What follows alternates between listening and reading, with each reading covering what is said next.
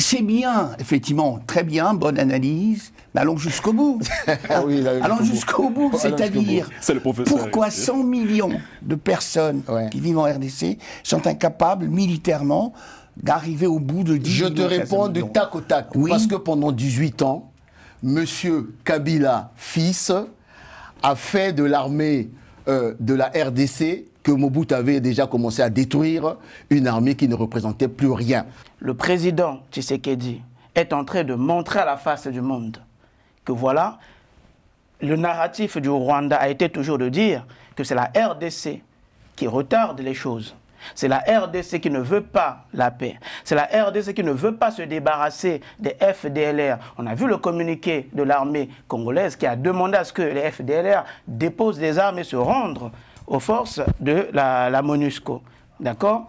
Donc cette déclaration signifie quoi? Cette main tendue signifie tout simplement, dans un premier temps, que voilà la communauté internationale. Je vous prends à témoin. Je vous prends à témoin que ce n'est pas moi qui ne veux pas la paix, mais c'est le président Kagame.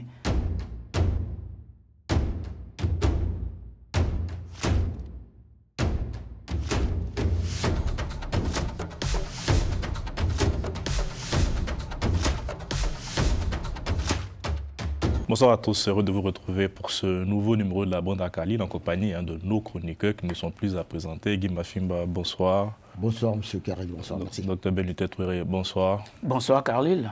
Lucien Pambou, bonsoir. Bonsoir Karel. Mavinga, bonsoir. Aujourd'hui, on parlera, monsieur, de cette rencontre qui a eu lieu autour de Joseph Kabila avec certains opposants congolais, une rencontre qui a eu lieu à Nairobi, que prépare l'ex-chef d'État congolais. On reviendra aussi sur la déclaration du président de la République à Bruxelles, en marge du sommet auquel il a participé, ou lorsqu'il a tendu la main au président Joseph Kabila, c'est un lapsus peut-être révélateur, président Paul Kagame, une déclaration qui a été souvent incomprise au sein de la classe politique et même de l'opinion publique congolaise. Mais avant, monsieur, j'aimerais qu'on regarde ces images qu'on vient de recevoir ce matin à la mi-journée à Kinshasa, où un braquage a eu lieu, comme on dit, à la place Victoire, où des criminels ont pris en otage plusieurs personnes à l'intérieur d'une banque. Si Moustapha peut nous mettre ces images, aucun blessé n'a à déplorer parmi les personnels ou les clients présents sur place, selon les dernières informations que nous avons reçues à ce stade, au moment où on enregistre cette émission. Si Moustapha peut mettre les images de l'agression, du braquage qui a eu lieu ce matin à Kinshasa. Qu'est-ce que cela vraiment dit de la situation sécuritaire aujourd'hui de la capitale congolaise, Guy Mafimba? Vous savez, Kinshasa, c'est une mégapole de plus de 10-15 millions d'habitants, me semble-t-il. Et au regard de la situation sécuritaire à l'Est, des questions sociétales pour une grosse mégapole comme Kinshasa, ces questions sur l'insécurité à Kinshasa même, moi ça ne me surprend pas, mais bien entendu c'est un défi majeur aussi pour les autorités de la RDC. Bon, voilà, c'est un peu le propre des grandes métropoles, surtout quand il y a des petits soucis au niveau étatique, comme Lagos et autres. C'est un défi, et les hommes d'État, c'est être en capacité. Et on était dernièrement sur les questions des colonies au Congo-Brazzaville. Il faut bâtir des nouvelles doctrines de défense et de sécurité pour ce genre de métropole. En fait, je reviens sur ce sujet parce que c'est quand même en pleine journée. Si vraiment on arrive à voir ces images, ça m'a saisi. C'est pour ça que j'ai voulu qu'on débute l'émission avec un dispositif quand même policier, comme si on était en zone de guerre. Bon, peut-être j'abuse un peu. Et ce qui me frappe, c'est lorsqu'on voit ces populations autour, là. Enfin, vous vous rappelez ici en France, lorsqu'il y a eu l'attaque du Bataclan, je ne vais pas comparer, la comparaison n'est pas raison, mais c'est quand même une situation assez grave, je dirais. On voit des populations qui sont là, très proches qui s'agglutinent. Merci, doyen. Ben Luther, c'est votre réaction sur tout ça? Alors, s'il faut faire une réaction, d'abord, il faut noter que ce genre de problème arrive quasiment dans tous les États du monde. Ça, il faut le noter, les problèmes d'insécurité sont quasiment communs à tous les États. En France, vous avez cité l'exemple du Bataclan. Alors, en l'occurrence, c'était en pleine nuit. Mais en France, il y a des braquages des banques, même en journée. Ça existe. Aux États-Unis, ça existe également. Alors, il se pose là, en fait, tout simplement la question du maintien, par exemple, du maintien de l'ordre, c'est-à-dire de la sécurité. Hein, de la sécurité. Oui. Quelle était la réponse qui a été apportée?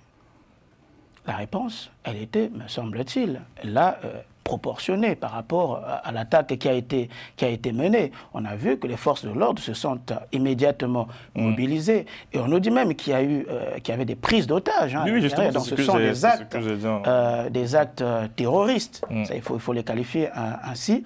Et les forces de l'ordre se sont déployées avec la force qu'il faut.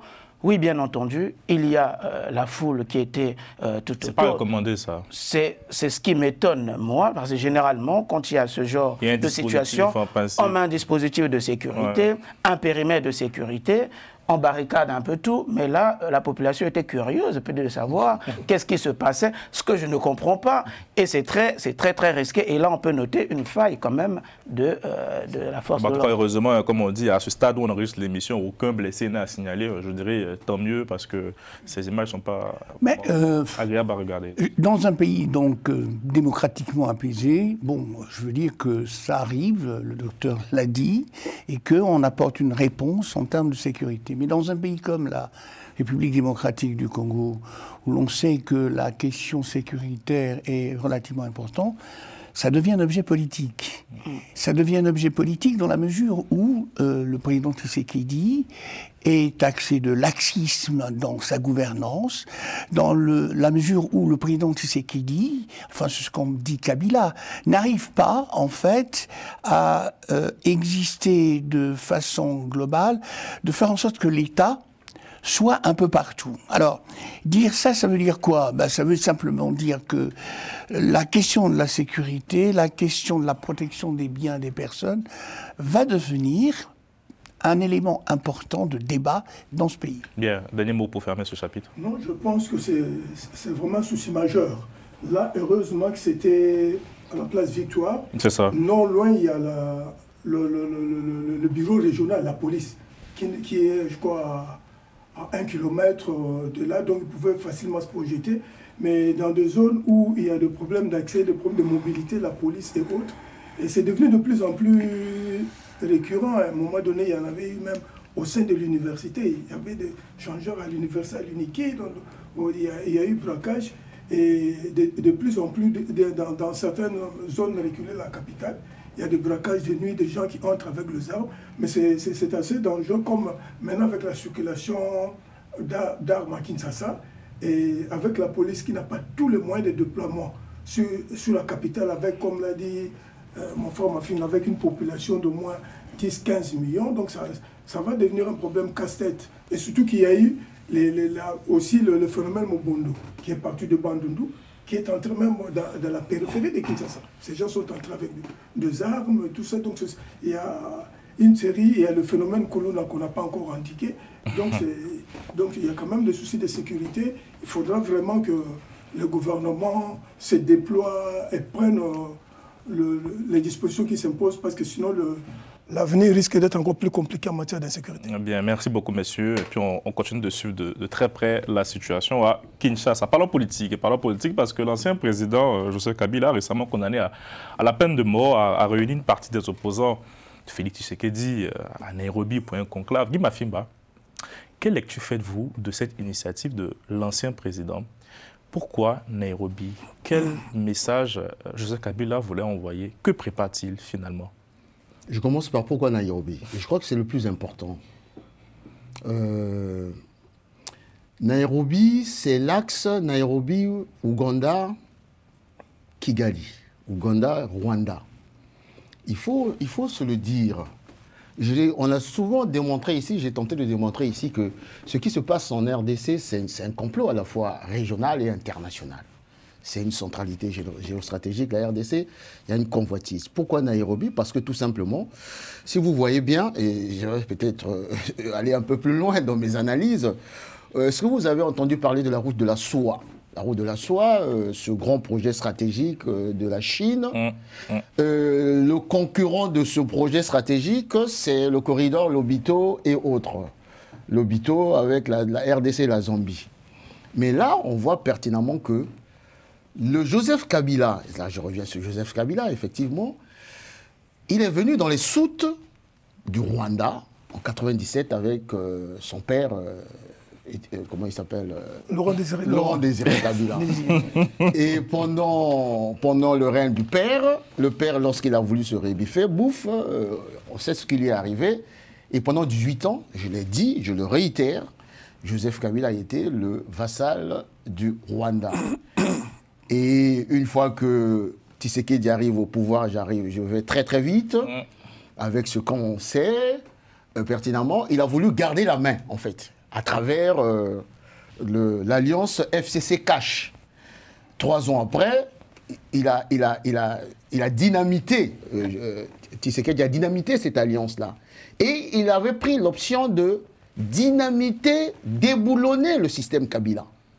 Mais Joseph Kabila s'est dit, pas question, parce que je dois continuer à être dans l'alliance avec Kagame. D'où ils ont lancé cette offensive en activant le M23.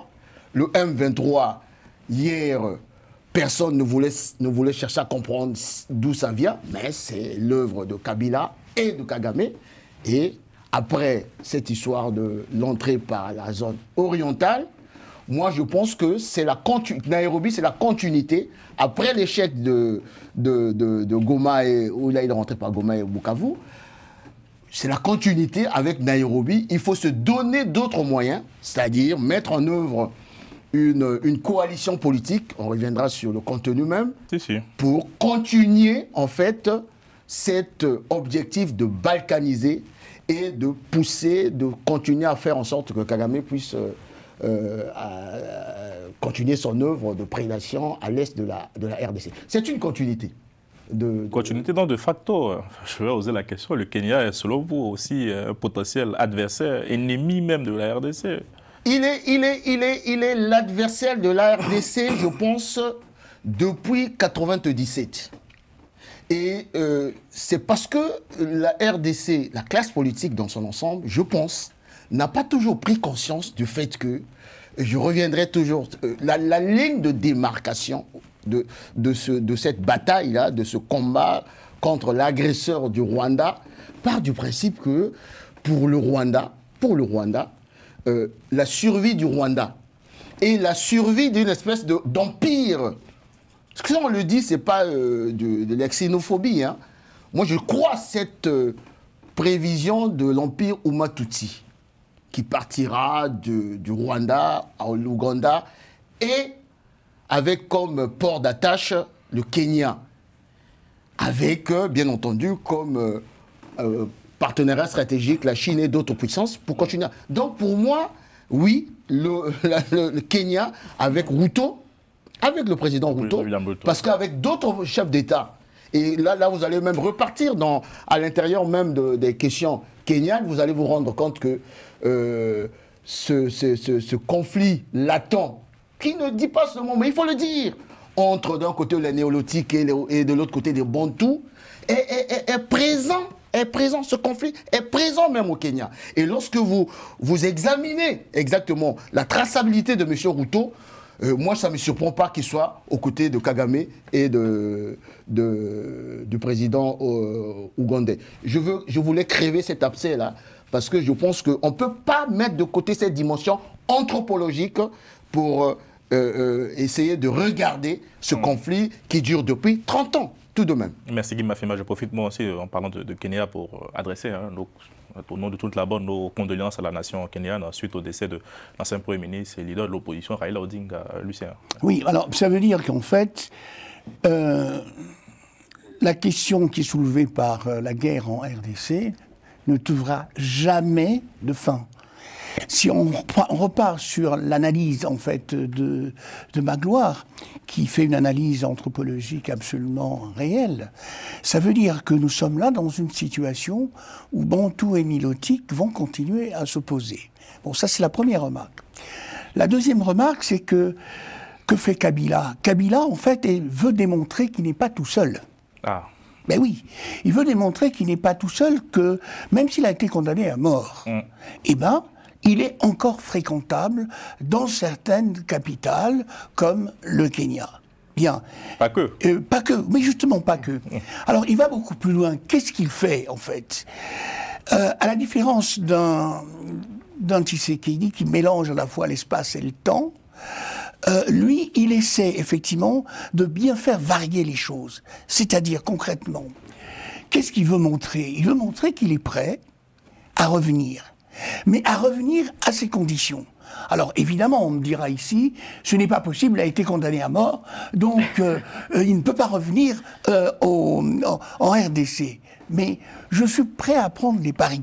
Qu'il reviendra à RDC. Qu'il reviendra un jour sur la base, effectivement, d'une grâce présidentielle ou... Alors, grâce présidentielle de Félix Tshisekedi. Alors, mais justement, j'y viens. Ah oui, c'est audacieux, pourquoi? Parce que Tshisekedi, alors on viendra tout à l'heure dans la deuxième partie, a tendu la main. Alors, pourquoi il a tendu la main? Allez, je vous garde ça pour la prochaine étape. Mais je veux qu'on écoute quelqu'un, messieurs, avant de vous donner la parole. On a retrouvé quelqu'un qui était porté disparu. Vous savez c'est qui? Matata Pogno. Allez, Moustapha. Augustin Matata Pogno, vous venez d'assister à la première journée du conclave de l'opposition. Vous êtes parmi les têtes couronnées quand même de cette opposition dans le pays.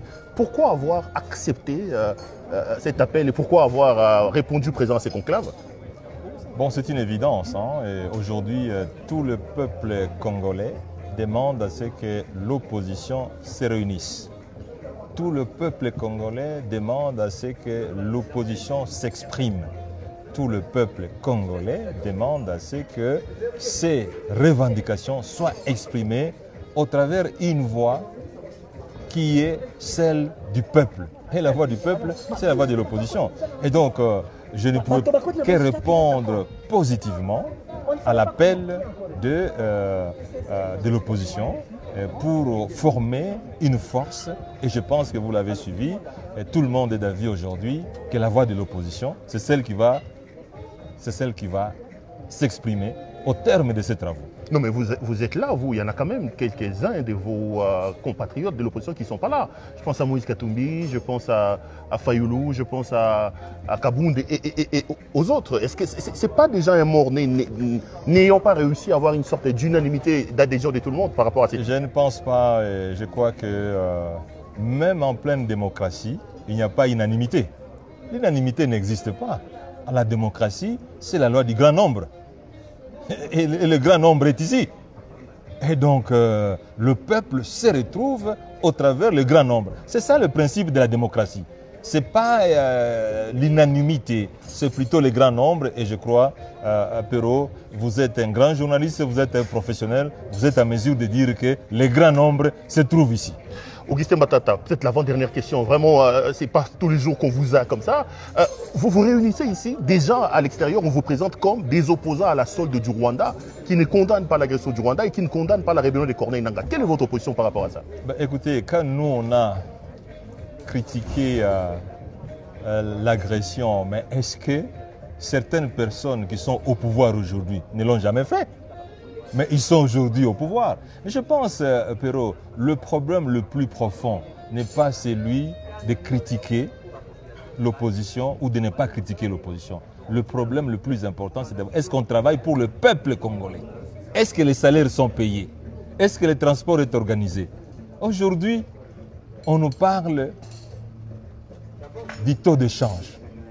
Mais est-ce que le taux de change est en faveur du peuple ou contre le peuple? Voilà les choses les plus importantes de la vie. Parce que les gens meurent aussi de la faim.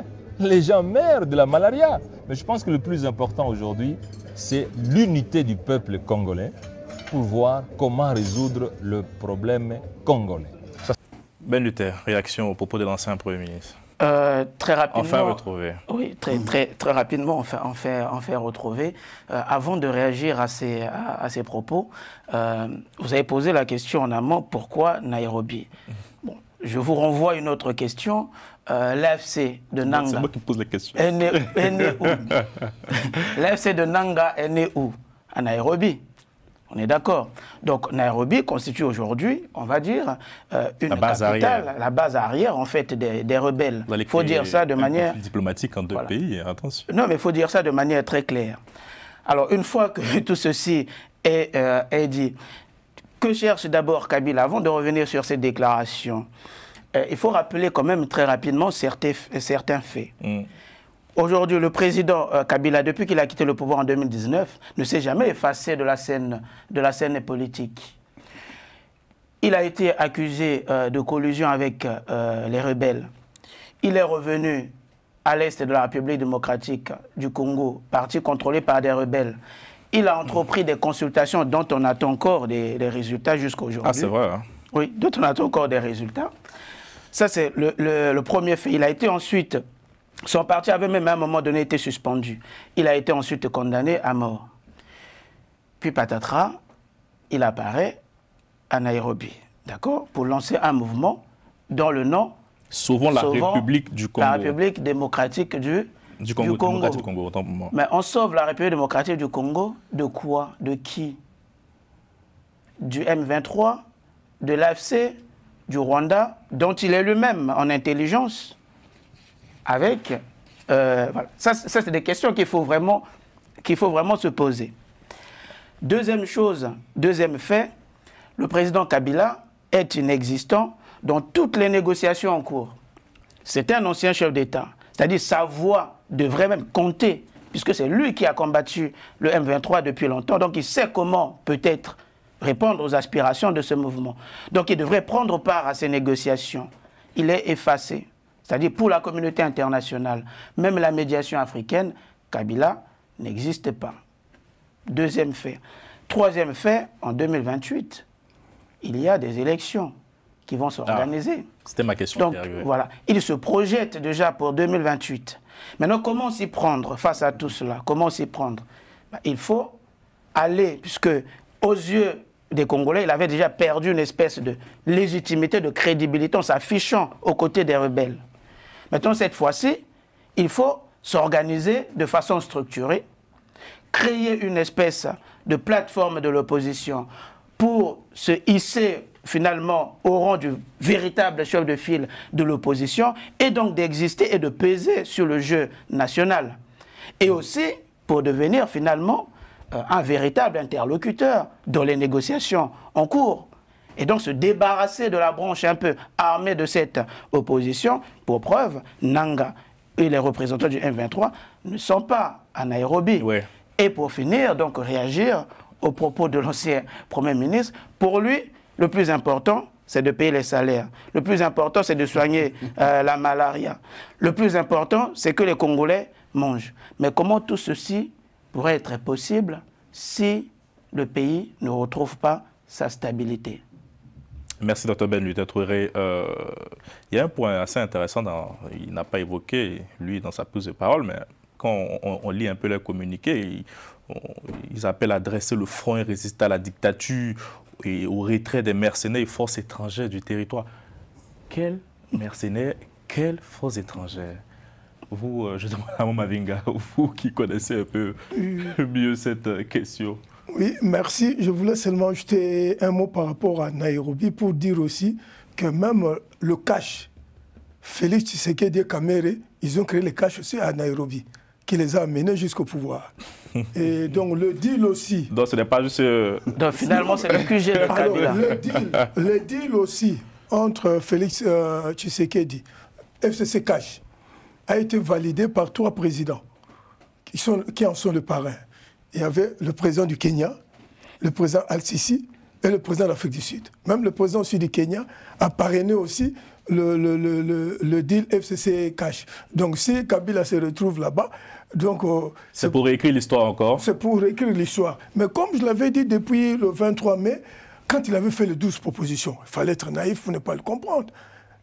Nous avons suivi ça de manière solennelle. Il avait présenté 12 propositions pour reconstruire la République démocratique du Congo.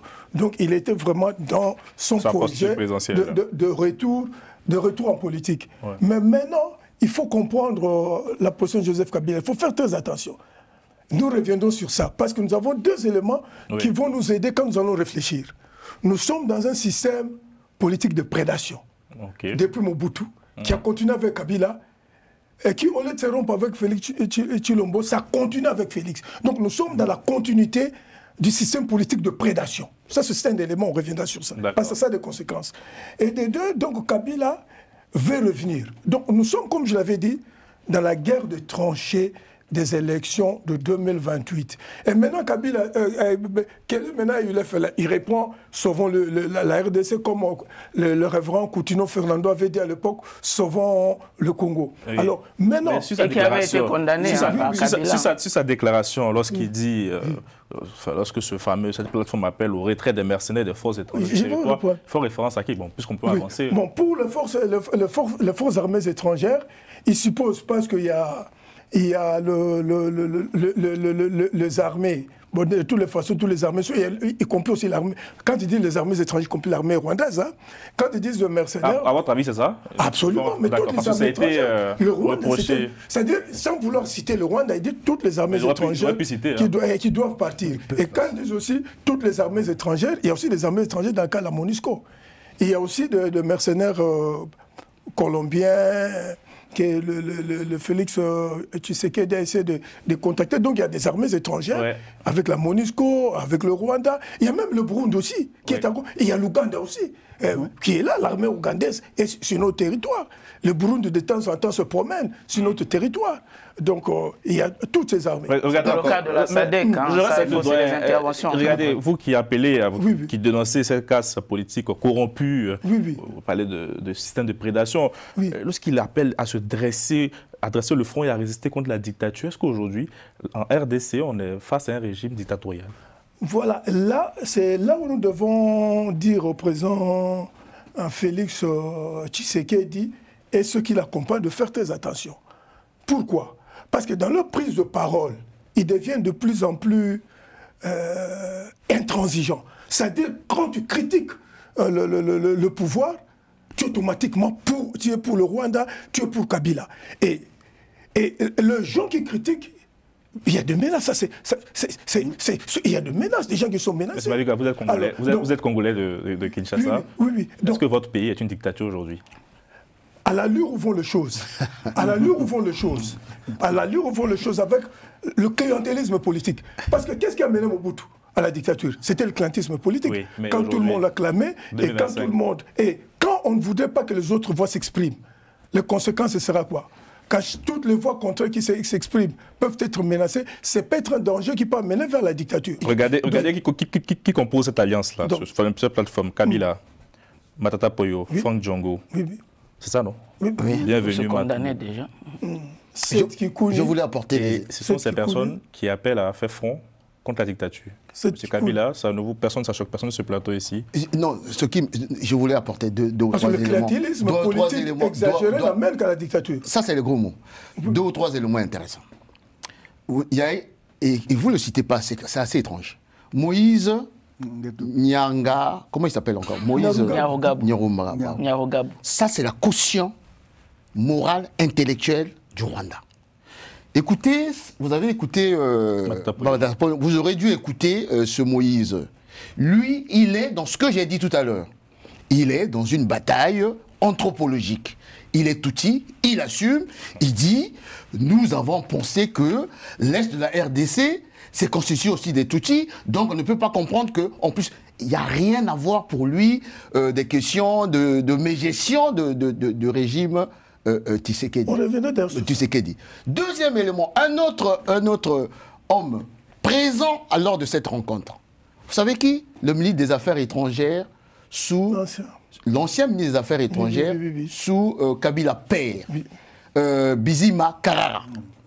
C'est à l'époque où, lorsque Laurent Désiré Kabila arrive, le chef d'état-major, c'est un Rwandais, le ministre des Affaires étrangères, c'est un Rwandais, et lorsque le père dit il faut arrêter avec les Rwandais, ils sont tous repartis. Et ils se sont retrouvés où? À Nairobi. Ça, il faut le dire, pour éviter... Ce que j'appelle comparaison n'est pas raison. Vers ça. Ben oui, comparaison n'est pas raison. Comparaison n'est pas raison. ce qui s'est passé à Nairobi, ce sont des gens qui ont signé une alliance claire et nette avec, on va dire, l'agression rwandaise, qui sont devenus l'aile politique de l'opposition armée, qui n'a rien à voir avec l'opposition de Fayulu et des autres. Il n'était pas présent, hein, Moïse Katumbi.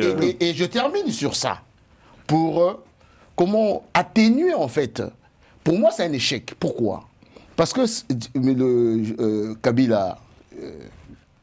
Joseph s'est retrouvé avec ses anciens collaborateurs, le Premier ministre, le ministre de la Défense Makila et les autres. Mais en réalité, si Katumbi n'est pas arrivé, parce qu'il conteste le leadership de Kabila, si Fayulu n'est pas arrivé... Il n'a pas été convié, Fayulu, mais Katumbi a bien été convié. Bon, ils ont contesté le leadership. Pour moi, les lignes de démarcation sont en train d'être en mouvement. Il y en a qui assument d'être l'opposition armée, avec une coalition estampillée Kagame, et il y en a qui pensent qu'on peut faire une opposition autre que ce qu'on peut penser. Et je termine en disant, dire aujourd'hui que le régime de Kinshasa est de la dictature, je pense qu'il faudrait qu'on regarde un peu, ne serait-ce que dans la sous-région, on se rendra compte que ce qu'on peut se permettre à Kinshasa... Non, il faut d'abord regarder aussi les 18 ans de Kabila. Je veux qu'on écoute la réaction du gouvernement. On va écouter le porte-parole du gouvernement, Patrick Mouyaya. Mais d'abord, pour nous, ce n'est pas la question principale. C'est une question accessoire, j'ai envie de dire. Tout à l'heure, lorsque j'ai discuté avec un compatriote à ces sujets, il m'a dit, mais... Monsieur le ministre, ne voyez-vous pas que c'est comme un étrange mélange de fugitifs, de condamnés ou des personnes qui sont liées par un point commun qui s'appelle la frustration et qui se sont retrouvées malheureusement dans un pays qui commence à devenir, ou dans une capitale qui commence à devenir un peu une capitale de complot contre la RDC. Je n'ai pas besoin de rappeler les tristement célèbres mouvements qui se sont nés là-bas, ou de réunions qui se sont nés là-bas, donc Nairobi. Et puis lorsque vous regardez les personnes qui s'y retrouvent, vous voyez, il y a comme un climat de nostalgie, des privilèges perdus. Et aujourd'hui, lorsque vous regardez, lorsque vous lisez ce qui en est ressorti, vous avez maintenant la certitude que l'action du président de la République, dont on a parlé durant ces briefings, est une action qui énerve. Parce qu'aujourd'hui, nous sommes en train de relever la République démocratique du Congo. Et cette idée est sûrement insupportable pour les uns et les autres qui n'ont pas pu, pour les années où ils étaient là. Lucien, réaction au propos du... Le porte-parole ne peut pas dire autre chose que ce qu'il dit. Soyons sérieux. Si on va un peu...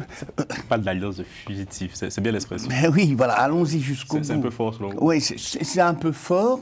Ce sont... Alors, oui, d'accord, ce sont des Congolais. Bon. Alors, allons jusqu'au bout. Qu'est-ce qui est en train de se passer finalement?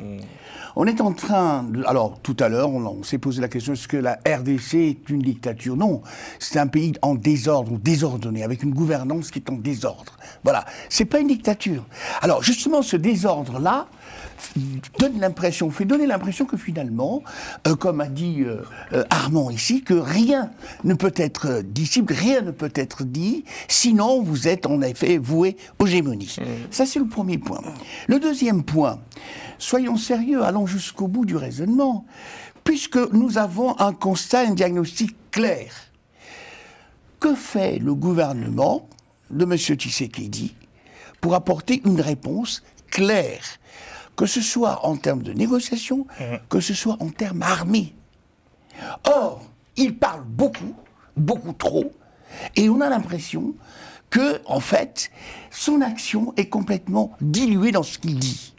Et donc, ça laisse l'impression... Alors, bien sûr, Magloire a raison d'accuser, de remonter à l'historique, mais tout à fait, on sait très bien. Fimba Magloire, G3M. Voilà, G3M. Pour ceux qui ne connaissent pas le nom Magloire, vous êtes les seuls à l'appeler comme ça.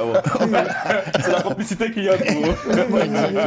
Voilà. Donc, il dit à juste titre, effectivement, qu'il y a en effet une campagne Tutsi contre les Bantous. Qui a dit ça, le président? Non, non, non. l'a mis en face ici. J'ai essayé de faire une analyse. Oui, non, mais je ne vous reproche pas d'avoir fait. De positionnement de Nairobi. Tout à fait. Oui. Cette récurrence ne peut pas être le fait du hasard. Justement. Alors, la question fondamentale, que fait le gouvernement Tshisekedi, puisque le diagnostic est fait? Comment il fait pour s'organiser, pour résister à ça? Alors, je vais être un peu provocateur. Est-ce que Kabila va continuer à rester à l'extérieur? Alors oui, non, mais c'est une question. Non, enfin... Bon, est-ce qu'il va continuer à rester à l'extérieur? Pourquoi je pose la question? Oui. Parce que vous avez en RDC des kabylistes, qui veulent qu'ils reviennent. Il y en a. Mais pour l'instant, ils ne se montrent pas. Bien. Que fait Kabila? Kabila attend le moment opportun, idoine. Et donc, il commence par s'organiser. Alors, il a pour lui l'argent, c'est sûr. Il a pour lui l'influence, c'est sûr. Et il a pour lui un certain nombre de pays qui risquent de le porter vers l'eau. Alors, je ne veux pas revenir sur la Cinco et l'Église du Christ qui mais sont... il est déjà revenu à l'Est. Qui s'est positionné, la Cinco qui s'est positionné sur sa condamnation pour la peine de mort. Pour la peine de mort qui s'est positionnée. Donc, la Cinco, Kabila, Nanga, M23... Alors, mais certains disent que ce sont des gens soutanes qui font de la politique, etc. Oui. Bon, très bien, si on veut. Mais c'est pas le cas, selon vous. Ouais, alors, j'ai pas de preuves. Bon. Donc, les preuves sont là. Ils donnent un avis politique. Oui, non, mais alors, ils peuvent répondre qu'ils donnent un avis social. Hein. Non, c'est un avis politique. Pour la paix, etc.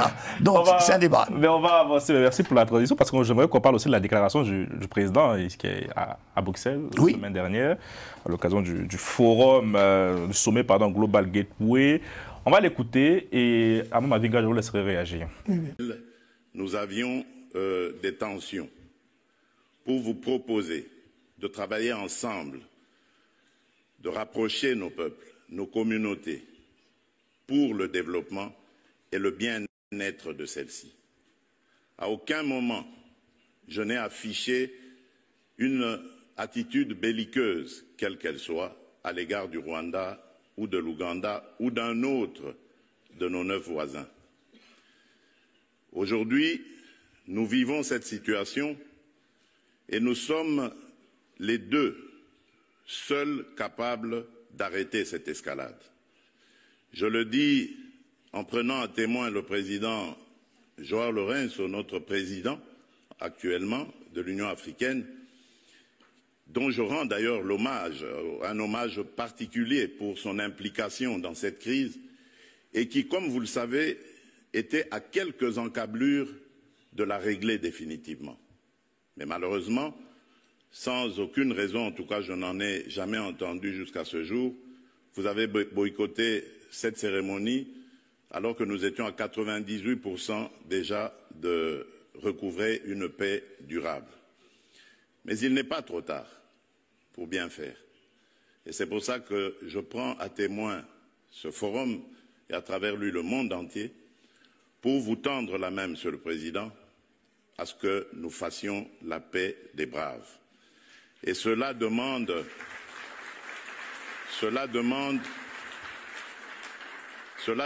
que vous donniez l'ordre aux troupes du M23 qui sont soutenues par votre pays d'arrêter cette escalade qui a fait suffisamment de morts comme ça. Nous les comptons par millions depuis des années. L'histoire nous jugera. Il est temps d'arrêter et de nous tourner vers la paix et le développement. Mavinga, quelle était votre réaction lorsque vous avez entendu les propos de votre président? Vous savez, en politique, comme on le dit, quand on prend la parole devant une grande assemblée internationale comme celle-là, il faut toujours se souvenir du passé. Qu'est-ce que j'avais fait comme déclaration dans le passé et quelles sont les déclarations que je fais maintenant? Et quelles ont été mes positions ou des actes que j'ai commis par le passé par rapport aux actes que je peux commettre. Donc il y a à la fois une stratégie de mettre Kagame au pied du mur et il y a aussi une sorte d'aveu de faiblesse par rapport à soi-même, par rapport à ce qu'on a dit. Parce qu'on dit qu'il n'y a pas eu de propos belliqueux. Mais les propos belliqueux, il y en a eu. La presse en a repris à moins d'escarmouches. Je vais attaquer. Si un seul Congolais meurt, vous verrez. Et je suis capable d'aller même déloger le président Kagame. Kagame n'a pas une mémoire courte. si lui, c'était des paroles, mais de l'autre côté, il a mémorisé. Il faut faire très attention, ça c'est de un. De deux, il est parti aux Nations Unies pour réclamer la reconnaissance du génocide congolais. Et quand on dit génocide congolais, donc Kagame est un génocidaire. Peut-on encore tendre la main à quelqu'un qui a déjà déclaré génocidaire? C'est pas encore reconnu. Hein. On va laisser terminer. C'est une question. Et en plus, quand il tend la main à Kagame, ça peut paraître aussi une certaine naïveté par rapport à la communauté internationale qui était là. Parce que Kagame a des objectifs tout à fait différents de Félix Tshilombo Tshisekedi. Même en ce qui concerne le problème de la paix, même quand ils inventent le prétexte de fait de l'air, l'objectif, ce n'est pas le fait de l'air. L'objectif, c'est de récupérer une partie du territoire, d'annexer une partie du territoire du Congo. Et d'y implanter les populations venant, non seulement le Rwanda, il faut le dire. Faisons attention de ne nous concentrer que sur le Rwanda, c'est tous les pays de l'Est. Ouganda, même Burundi, tous ces pays ils ont besoin de récupérer l'espace. Pourquoi tu ne cites jamais le Kenya, c'est bien? Oui, non, même le Kenya, j'allais venir. C'est pour dire quoi? Je me souviens à l'époque, c'est simple que je peux vous le dire. À l'époque, j'étais à Paris, dans les années 76, il y avait une réunion quelque part à Paris, il y avait des intellectuels, ils ne savaient pas que j'étais un Congolais. Comme je ne voulais pas me présenter, j'ai vu quelqu'un qui a pris un téléphone. Ah, ça c'était scoop ça. Oui, de l'Europe de l'Est. Ils étaient en communication. Et qui disait clairement, nous avons arrêté une stratégie pour développer notre Afrique de l'Est. Nous devons tout faire pour récupérer toute la partie Est de la République démocratique du Congo. Moi, j'étais là, j'entendais. Ils ne savaient pas que j'étais un Congolais. Donc, vous voyez donc, la stratégie de ce pays, c'était récupérer, construire l'Est. Et donc, vous pensez que le président a fait une erreur, c'est un aveu de faiblesse, c'est un échec, ce qu'il a dit, le fait de tendre la main à son homologue devant la communauté internationale. Lorsqu'il dit « je vous prends à témoin », mais pourquoi? C'est un homme qui s'est régné à Bruxelles la semaine dernière. Parce que la résolution 2773 condamne déjà le Rwanda. Et dit cela, le Rwanda occupe l'Est d'occupant. Il y a beaucoup de résolutions des Nations Unies. C'est paradoxal. Vous êtes ici de chantre d'un dialogue congolo-congolais. Bon, pour la première fois qu'il tend la main à quelqu'un, enfin, je ne peux pas pour le défendre, mais bon, c'est pour qu'on puisse comprendre un peu. La condamnation, il veut mettre Kagame au pied du mur, mais la communauté internationale n'est plus naïve. Maintenant, la condamnation internationale condamne non seulement la présence de l'armée, même l'occupation, c'est connu. Donc c'est pour dire que, à force de revenir grâce à Tshisekedi que ça a été acté. Ça nous amène à une sagesse qui nous dit, quand tu tends régulièrement la main à quelqu'un qui a un revolver chargé dans sa main, craignant que le fait de tendre toujours la main, il aura peur de se dire, ah donc il veut récupérer mon revolver pour tirer sur moi, qu'est-ce qu'il fera? À force de tendre la main à quelqu'un qui a un revolver dans la main, il va tirer. Hein? C'est toi parce qu'il a peur que tu prennes. Donc, je pense que maintenant, il faut construire des stratégies par rapport à l'occupation de l'Est du Congo. Et donc, ne pas faire la paix des braves. Hein. Non, mais l'heure de la paix des braves... n'est pas encore arrivé. Je pense que la paix des braves, aujourd'hui, devient compliquée. Parce que les objectifs sont totalement différents. Et la preuve, vous avez vu la réaction immédiate de Kagame. Oui, il a tweeté, il a accusé son homologue de faire du bruit pour rien. Donc c'est une façon de dire que c'est quelqu'un qui ne sait pas pourquoi il est là. Donc c'est une injure. Donc c'est pour dire, lui il tend la main et lui l'injurie. Est-ce qu'il a humilié tous les Congolais à travers ces déclarations? Bon, par rapport à cette déclaration, vous êtes senti vous humilié par votre président? Mais, parce que pour beaucoup de Congolais, on se disait, finalement, qu'est-ce qu'il veut? Kagame a montré toute sa mauvaise foi. Quand vous êtes en face de quelqu'un sur un géopolitique qui est de mauvaise foi, même à force de tendre la main, tout le monde va se dire que ça devient un aveu de faiblesse. Yeah. Il faut l'attaquer, le mettre hors de... Quand l'ennemi ne veut pas changer, il faut le mettre hors d'état de nuire. En tout cas, le président a clarifié sa position devant la communauté congolaise à Bruxelles. Il a dit que ce n'est pas du tout une faiblesse, au contraire, c'est une noblesse, ça va faire la paix des braves. Oui, mais enfin, bévue ou maladresse, moi je pense que c'est les deux. C'est-à-dire qu'il y a en diplomatie la notion d'espace et de temps. C'est pas là où il fallait faire, effectivement. Là, on est venu pour faire du business. Il fallait attendre un autre moment pour, effectivement, avancer ces éléments de débat, de négociation. Aramon a dit quelque chose. J'ai l'impression que le président Tshisekedi n'a pas d'armée de diplomates aguerris, des stratèges. ce sont des gens qui vont autour du président, qui ne le conseillent pas trop, qui s'enrichissent très bien pour eux, bravo, mais on a l'impression que le président Tshisekedi est tout seul. En effet, vous l'avez dit, Carlyle, Kagame n'y croit pas. Il pense que, en fait, M. Tshisekedi, c'est en fait un bidon vide qui fait beaucoup de bruit. Et oui, alors c'est pas moi qui le dis. Oui, c'est la fois il a tweeté. Hein. Oui, c'est Africa. Donc, non, il a réagi sur Twitter avec un petit mot. Twitter, voilà, que c'était un bidon qui fait du bruit.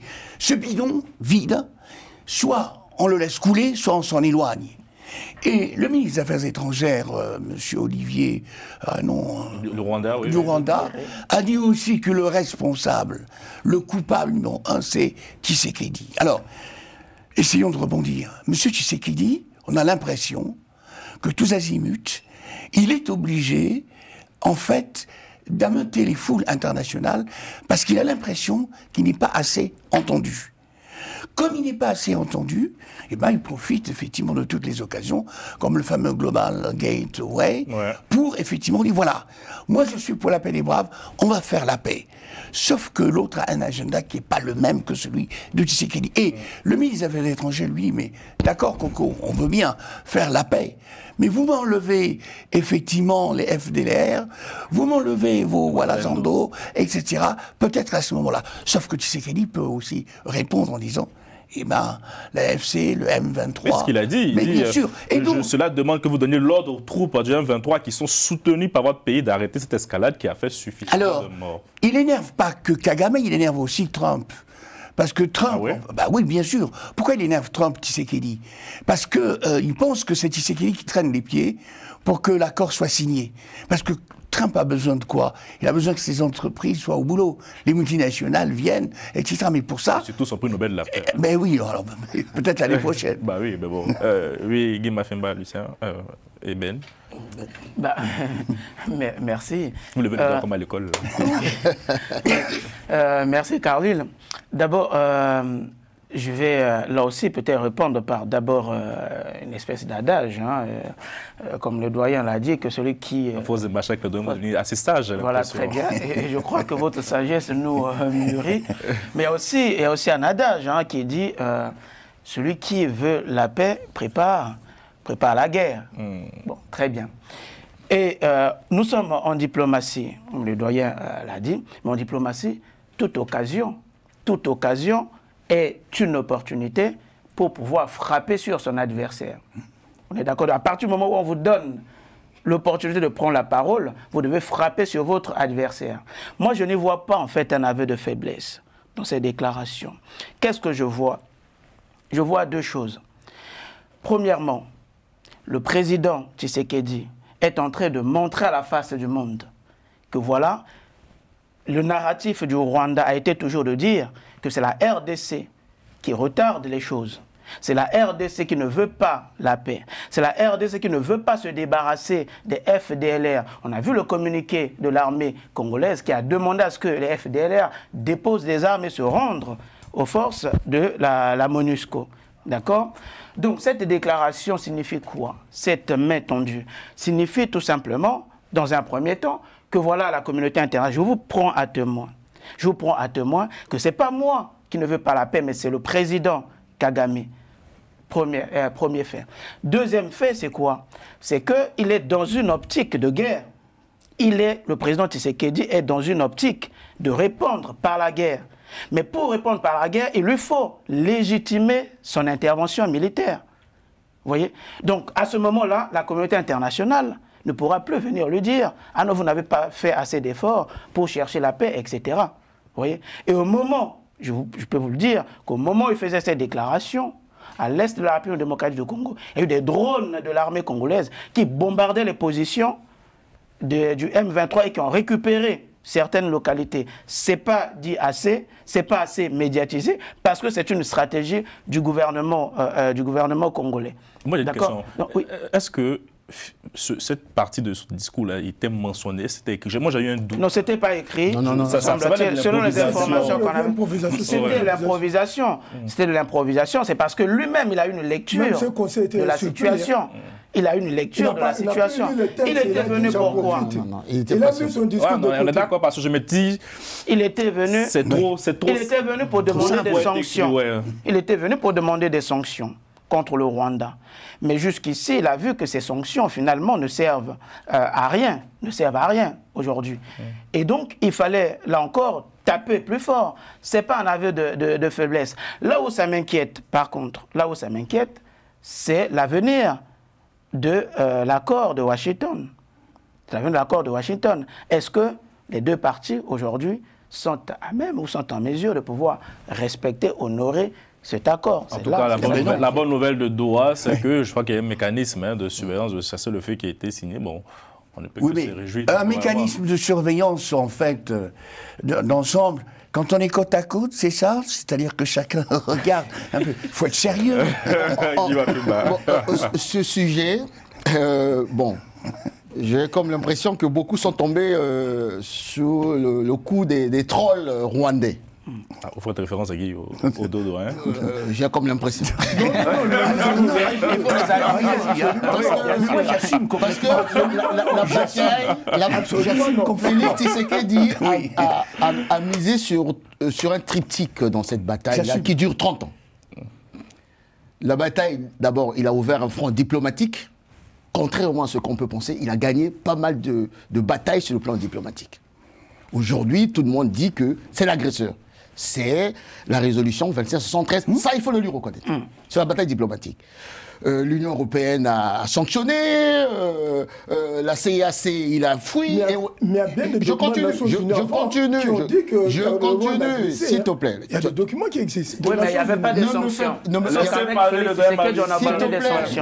Il y a eu des sanctions bilatérales et autres, jusqu'à ce que Kagame a été obligé de rompre ses relations diplomatiques avec la Belgique, pour la première fois. Oui. Ça, c'est sur le plan. Et deuxième front qu'il a ouvert, c'est le front politique, cohésion nationale, de l'opinion, là où je parle des trolls, et bien entendu, le flanc judiciaire, où aujourd'hui, M. Kabila est en train de errer avec ses amis fugitifs. Et bien entendu, il y a le front militaire. La bataille militaire qu'il a ouverte, Maître commençait déjà à donner quelques indications. Mais en réalité, il faut contextualiser ce qui s'est passé en Belgique.